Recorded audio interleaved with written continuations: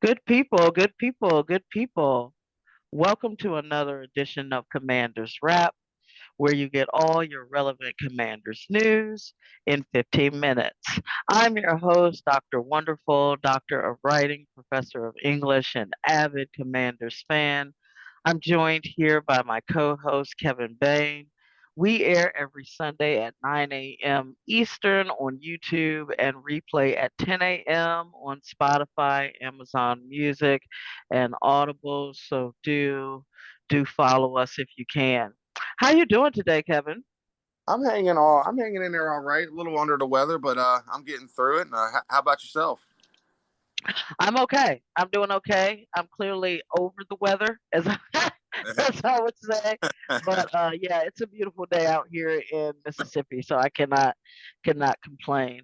A bit of news and notes, Kevin, that I wanted to mention before we get into our first segment. The Commanders have hired former NFL wide receiver, Super Bowl champion, and passing game coordinator, and I'm pretty sure soon to be Hall of Fame wide receiver, Wes Welker, excuse me, to be their personnel analyst. I'm not quite sure what this job actually means or what it entails, but he does have connections to Cliff Kingsbury, Adam Peters, and Debo Samuel.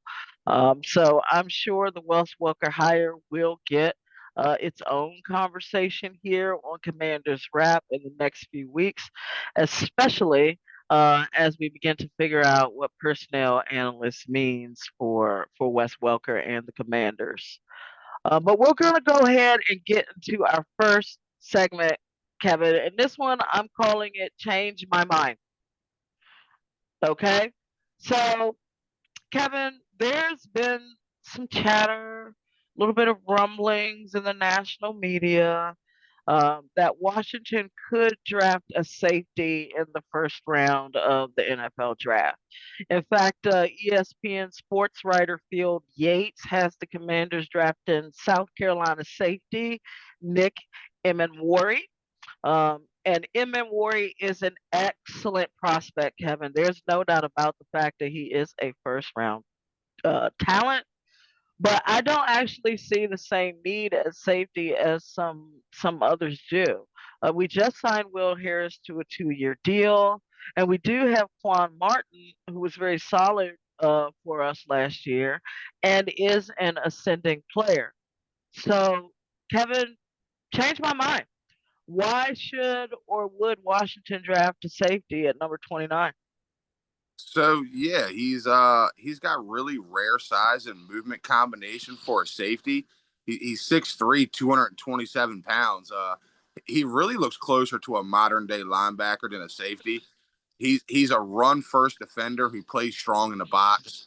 He's got great tackling skills, quick feet and coverage with good transitions, and he's shown the ability where he can play two high safeties. Uh, due to his physicality and size, he does well covering tight ends combined with the athletic ability and space to cover running backs. His 2024 stats, he played 12 games, 83 tackles, 4 tackles for a loss, 4 picks, 6 pass breakups, and 2 touchdowns. I've watched some of his highlights, and this dude can hit. As I just mentioned, he's a run first type defender, and of course, that's where we need to improve the most is stopping the run. I know we did sign Will Harris, and Quan played well for us last year, and I don't know if we go safety with the first pick, but I wouldn't be mad if we did. I think this kid here, he's a playmaker. Right. And I hear you, Kevin. I mean, even with my own apprehension about us drafting a safety with the first pick, Washington still needs an infusion of talent, right, at multiple spots. Absolutely. Um, and Emin Warren certainly would fit what Washington wants to do. And even though I'd rather us trade the pick, I think I've said that multiple times on this show. Yeah. I'd rather trade out of the first round if we have a dance partner. Um, and my biggest concern with drafting a safety in the first round, and maybe I'm misthinking of this because of what has happened with Saquon and other high end running backs, is safety doesn't really impact the quarterback. This is an offensive game, and safety is the last line of defense. So unless you prove yourself to be somebody who's really going to turn the ball over, or intercept, or Yep. I'm just, this is my hesitancy, and Right. I love Sean Taylor, and for the few years he was with us before he passed, he was that kind of safety. He would take the ball, he would hit you, he could change the game. Yeah. Um, Yeah. Certainly, Eminwari's skill set suggests that he would be a game changer, but the NFL has changed drastically since even Sean Taylor played. And I just don't know how much you a safety impacts the game in the same way as, say, a defensive end, a linebacker, even a cornerback to some degree. Yep.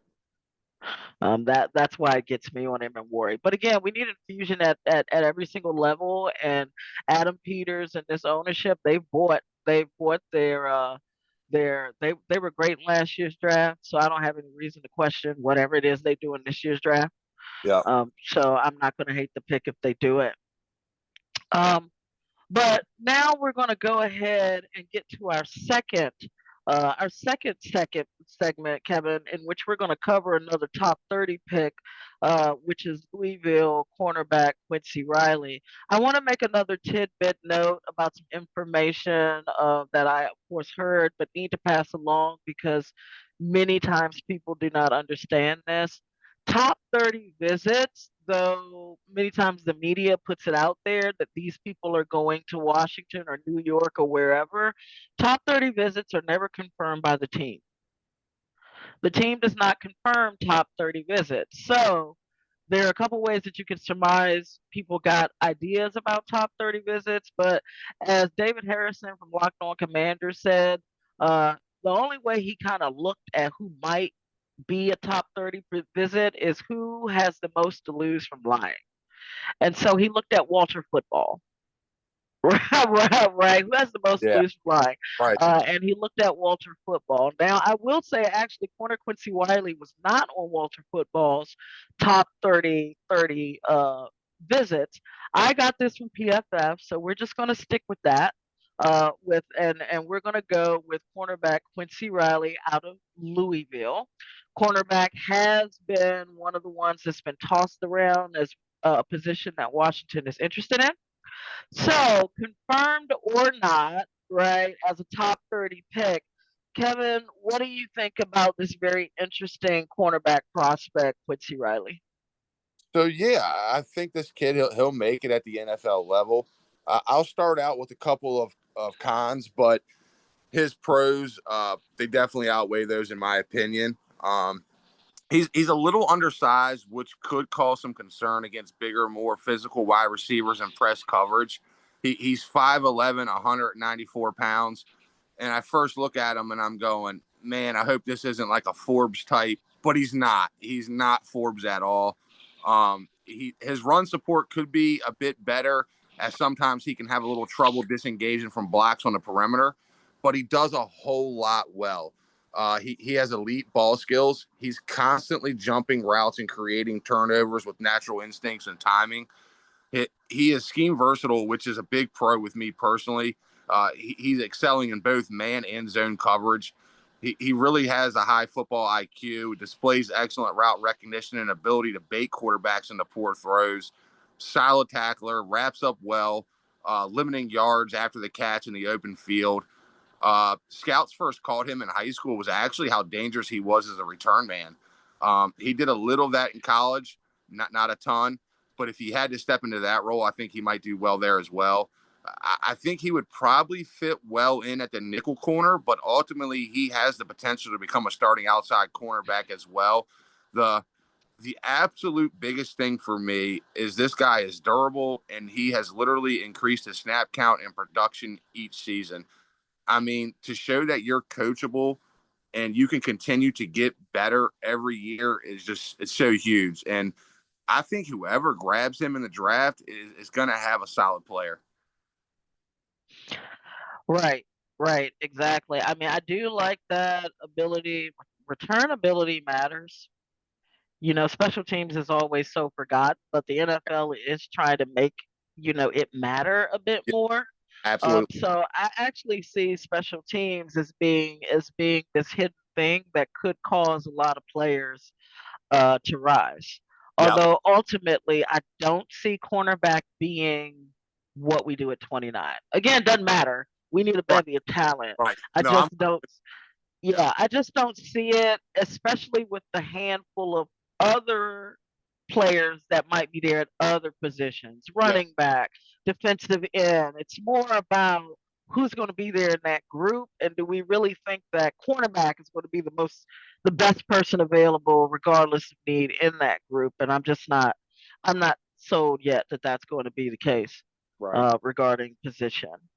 Um, but that's all for our show today, you all, this week. On next week's show, we're going to finish up our not confirmed, right, top 30 visits with an analysis of Oklahoma offensive tackle Gerard Christian Lichtenhahn. Okay, it's never bad to draft O linemen, just never in any draft. And we're going to get you ready for the draft class as Kevin is going to give you what his top three picks from round one, round two, and round four that he thinks Washington is going to take. I'm going to enjoy this mock, Kevin. More show. I want to see how many, if any, you get right when draft day comes. So for Kevin Bayne, I'm Dr. Wonderful, Doctor of Writing, Professor of English, and avid Commanders fan. And this has been your weekly edition of Commanders Wrap, where you get all your weekly Commanders news in 15 minutes.